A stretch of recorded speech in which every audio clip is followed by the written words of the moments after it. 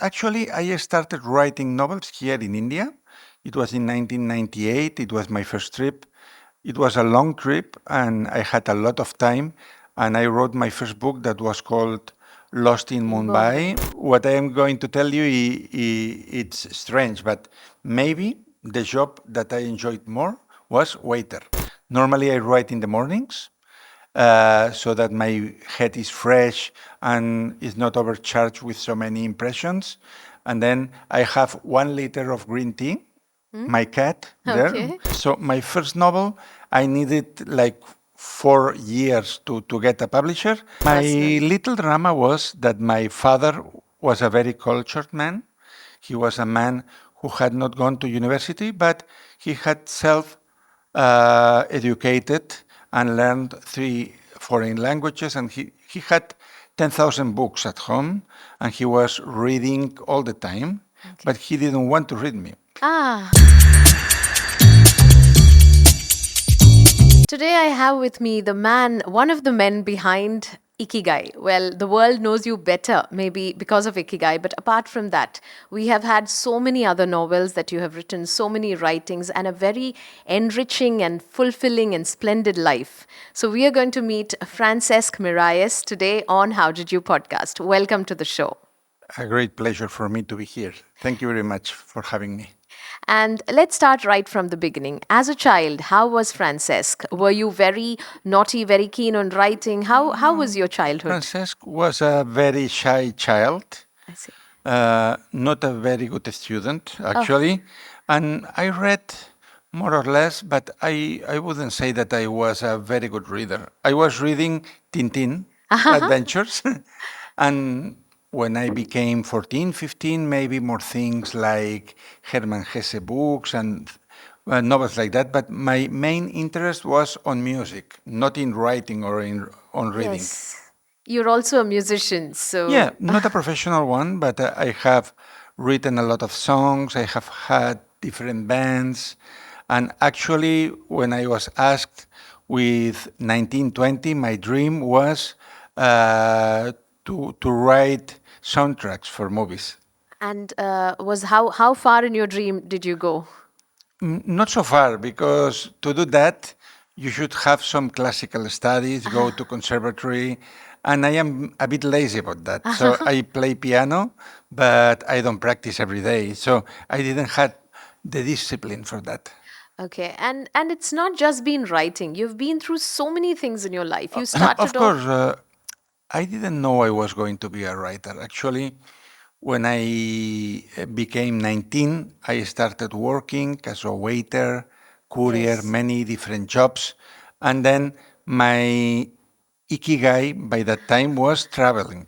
So I worked, I saved some money, I spent it traveling by train, working in foundations, in NGOs. So between 19 and 29, I was always working and traveling and trying to finish my studies.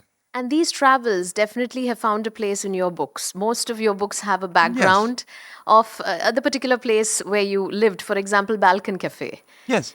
Actually, when I give some workshop for young writers, I say, if you travel, you will have easy inspirations for your books.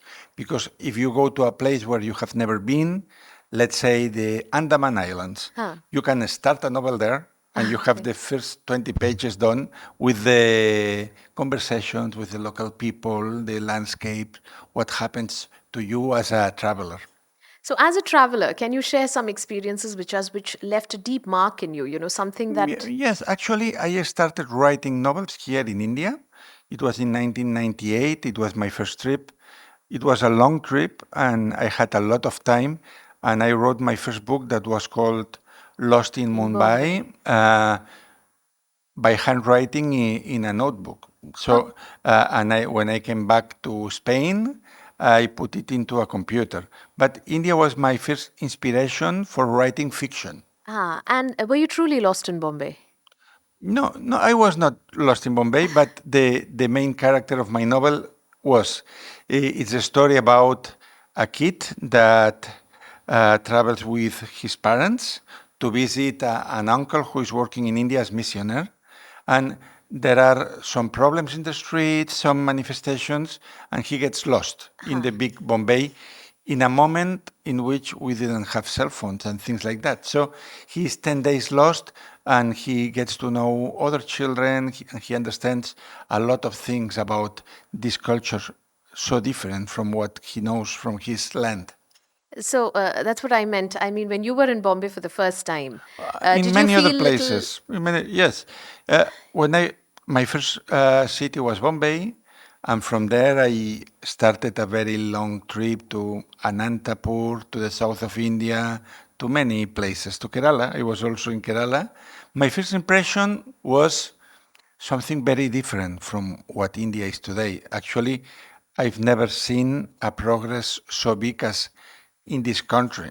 Ah, When I was in Bombay in 1998, children were no shoes in the streets. And there were thousands and thousands of people sleeping next to the highway connecting the airport with the city. So my impression is something totally different of what India is now. So I was very fascinated seeing elephants between the cars and the rickshaws, like normal transport means.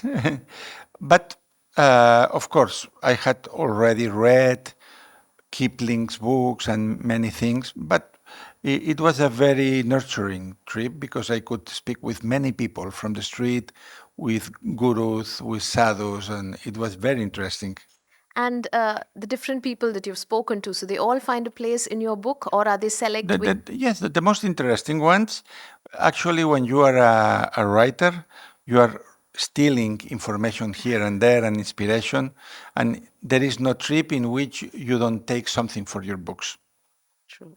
And could you share any one story that really, you met a person or you met a sadhu or a guru or anybody and you felt this person has to get into my book? He's so inspirational. Was there Yes, any? actually, there was a missionaire from Spain called Vicente Ferrer, Huh? and he had built a huge organization called Rural Development Trust in Anantapur, Okay. and he was giving water and schooling and jobs for 1 million people. And I talked to him, and he was an extremely humble person, and it was a great inspiration for me. And actually, he's in that first novel.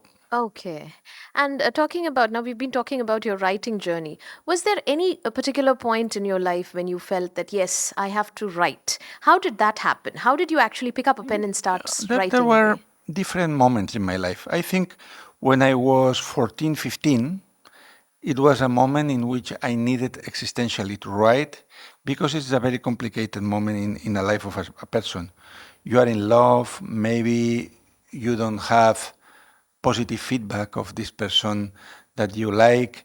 You don't understand the life of adults. You don't know what to do with your life. So by that time, I wrote short things and even contributed to a radio station with this text. And this was the first time I was writing for other people, but I didn't have the consciousness of that I was a writer.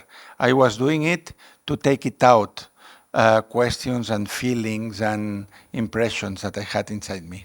And would you give those for someone to read, maybe your family or your friends, or was it something very My personal? little drama was that my father was a very cultured man. He was a man who had not gone to university, but he had self educated and learned 3 foreign languages, and he had 10,000 books at home, and he was reading all the time, but Okay. he didn't want to read me. Ah, He, I don't know why. There was some kind of competition between him and me. I don't understand it even now. And so, when I was giving something that I had written to my father, he put it aside and he didn't want to read, and it generated a big frustration for me. Maybe because of that, I wanted to connect with general readers because I didn't feel understood at home.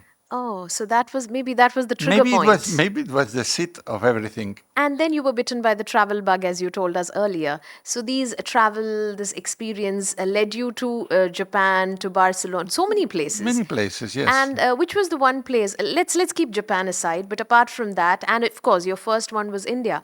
But apart from that, which other country or which other place I lived was? quite long in the Balkans, in Yeah. the ex-Yugoslavia, so in places like Croatia and Slovenia during the war. I worked there in a refugee camp, and it was an inspiration for many things that I wrote later. So I think everywhere where I have been, there is some book or some novel or some essay that I have written. But let's say that the places where I have been more times, one is the Balkan region, Slovenia and Slovenia, above all. I have been 4 or 5 times in Iceland also. In India, maybe 6 or 7 times, and in Japan, 12 times. But it doesn't mean that I love Japan better. I was so many times there because I have a very close friend, and I was working with National Geographic and other projects. So, also about co authoring. This is not something that everyone would opt for because there are egos at play, there are different opinions. So, how is it co authoring? How did you begin the co If you authoring are journey? very professional, there is no problem co-authoring because main thing is the book. And then if two people want to write a book together, you find a neutral style so that nobody is going to notice the difference. And main thing is what we want to say there, not if I put this word and you take this word out. So I had never problems, and even it's funnier than writing alone because when you write, alone, you don't have feedback until 1 year, 2 years after, when the Yes. publisher reads that. If you are writing with some writing mate, then he reads your chapter, he gives you feedback, then he writes something else, I give feedback, he corrects me, I correct him, and so it's like playing paddle to people. It's very funny. Okay, so I like the term that you used, writing mate. That's a very beautiful way of putting it instead of maybe co-authoring. So, how was it? How did you meet Hector Garcia, and how Uh, did both of we, you get to writing yes, we Ikigai? had a common friend who was a developer of apps for mobile phones. Okay. And in my second, third trip to Japan, this common friend connected us in Tokyo. And then we went together to have some drinks and we talked about books because he had already published a very famous book for travelers called A Geek in Japan. It's a book that explains in small articles the contemporary Japanese culture. I had that book and many other people has. And he read me also. I had already written a novel called Wabi Sabi, Ah. which takes place in Kyoto. So we both were very interested in writing. And then it happened that his father-in-law, that he's from Okinawa, said that there was a little village north of Okinawa that was published in the Guinness Book of Records as the place in the world with most longevity. And that was the beginning of our investigation, who led to Ikigai.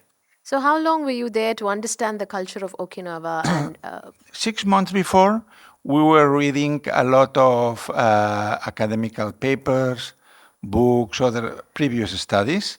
And when we went there, doing interviews maybe 2 weeks. But we went back there, and it was a work that maybe expanded 1 year or 1 year and a half.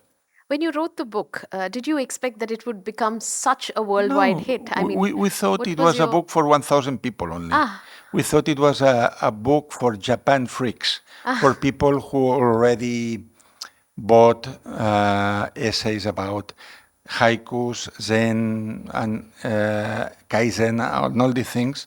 And our surprise was to see that it was such a mainstream book and translated in so many languages. It was a surprise.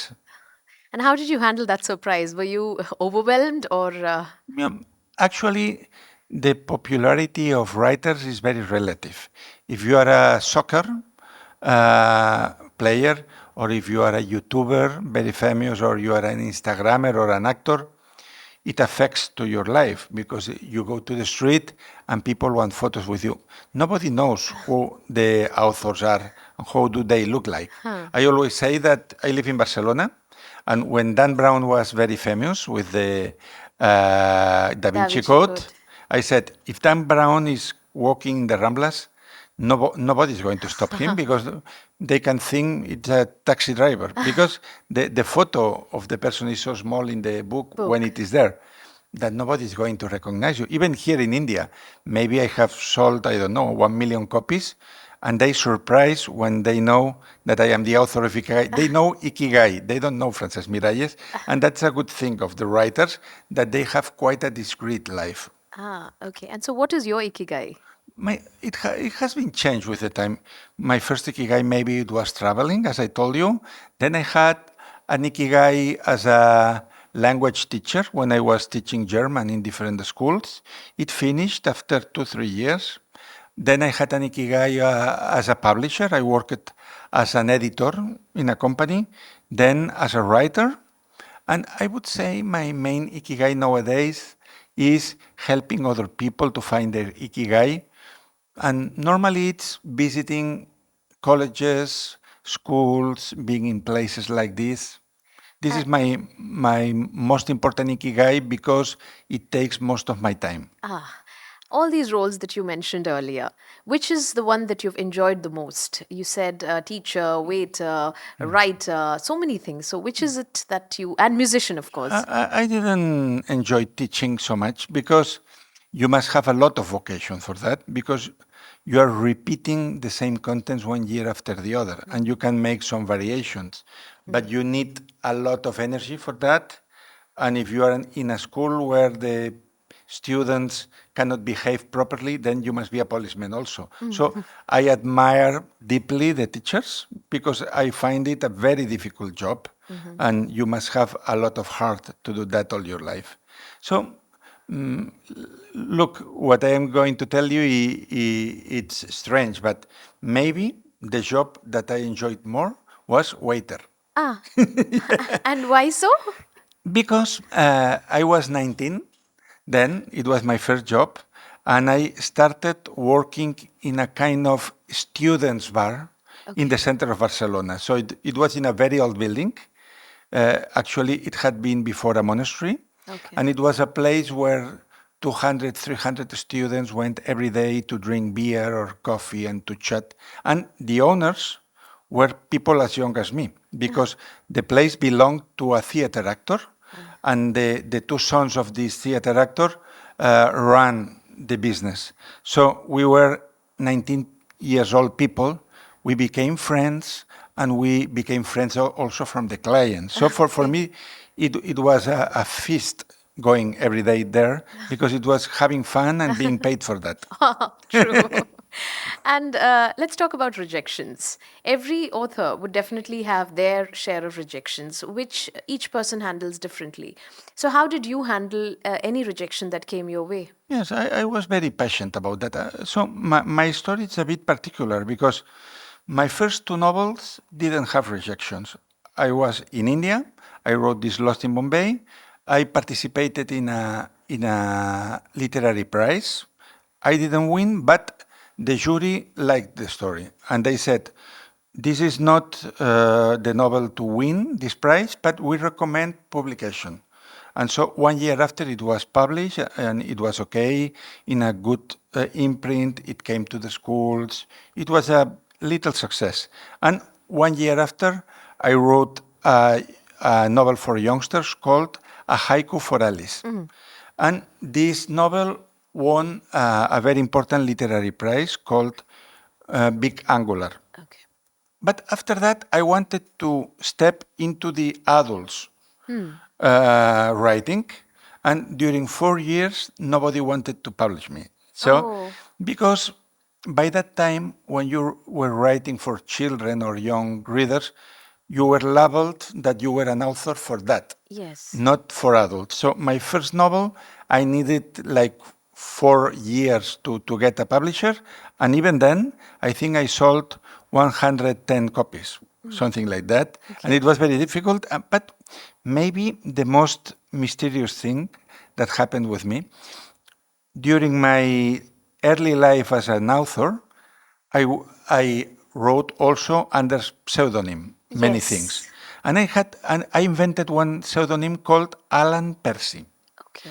Alan from Edgar Allan Poe and Percy from Percy Shelley. So Okay. two romantic poets. And Alan Percy wrote a book called Nietzsche for Stressed People. And I wrote that book that it was 99 quotes about life, and the work of Alan Percy, of myself, was translating it to daily life. So what does it mean, this quote, for a person who goes to the office every day? I finished this book, and it happened a bit like my first novel as Francesc Miralles. Nobody wanted to publish it because they said, "Oh, the title is very strange. Nietzsche, we identify it with negative things. Nobody's going to buy that." And 4 years after, a pocketbook imprint bought the book, and they said, "Okay, maybe it's not for a book a normal price, but if it's a cheap book, maybe people can buy it to learn something from Nietzsche." The book was published. Maybe it sold 25,000 copies that year. It was okay. It was not in the 10 top list, but because it was selling, foreign publishers wanted to buy it also. And Nietzsche for Stressed People was #1 in Brazil and #1 in Greece. And only in Brazil, they sold in 1 year 1 million copies. Oh, And wow. Alan Percy didn't have web page, didn't have Insta. Instagram, Facebook, didn't have anything. It was just a book. So look how the magic can happen, that maybe you cannot have a success here, but in the other part of the world, people is waiting for your book and you didn't know it. Do you ever regret that you wrote under such a No, pseudonym? it was okay It was. because but funny things happened because I was invited in the literary fest of Rio de Janeiro as author of the year, and the organizers didn't know that Alan Percy was Spanish. And then when I came to the stage to give the lecture to the inauguration, the translator they brought only could translate from English to Portuguese. They Oh. didn't know that. So I did my lecture in Spanish. He couldn't translate, and they didn't understand anything. Oh. But that things that happens with pseudonyms sometimes. But it was actually my first big literary success with another name. Okay. And my last question to you. How do you write? How is it the life of a writer? I mean, how is it, how is your writing style? As in, do you sit for hours together and write? Do you gather information and later on pen it down? How does a Francesc Miralles Yes, write? actually, for any writer, the time dedicated to documentation is longer than the time for writing. If you are a professional writer, you will write quite quick. But the thing is to know what you want to put in the page. So before writing something like Ikigai, maybe you need 1 year reading, taking notes, having conversations, having interviews. So when you write, it's the end of the process. Normally, I write in the mornings so that my head is fresh and is not overcharged with so many impressions. And then I have 1 liter of green tea, my cat there, Okay. and then I write as the first thing of the day I do. Okay.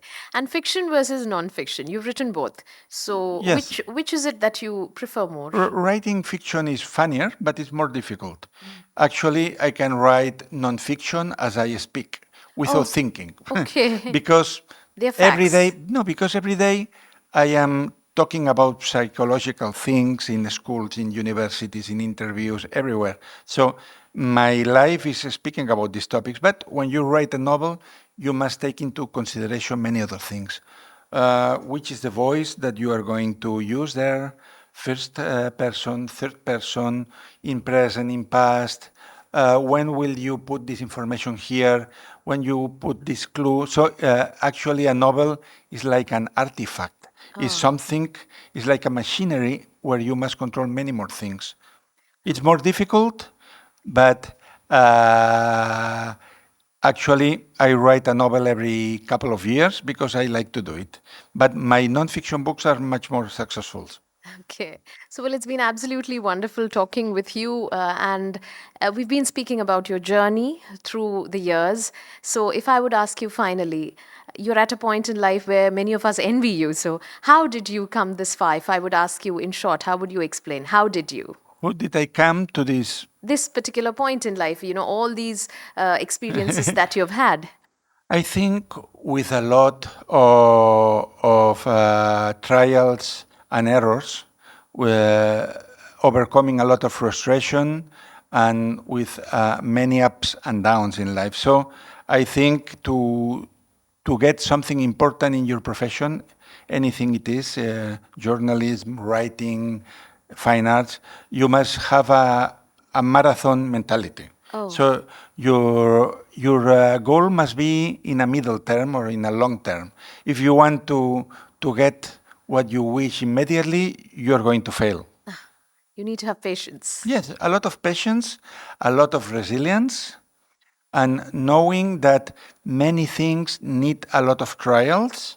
And if you are passionate about what you do and you love your job, in the end, good results will come. So, we've been in conversation with Francesc Miralles today. I'm really happy and honored. So, we have the How Did You podcast going in. So, let me ask you, how was your experience at this podcast? I think it's a brilliant idea. I love the concept of how did you? It's a very, very good structure to understand life of people. So I enjoyed very much having this conversation with you. Wonderful. Thank you so much. Thank you very Thank much. you.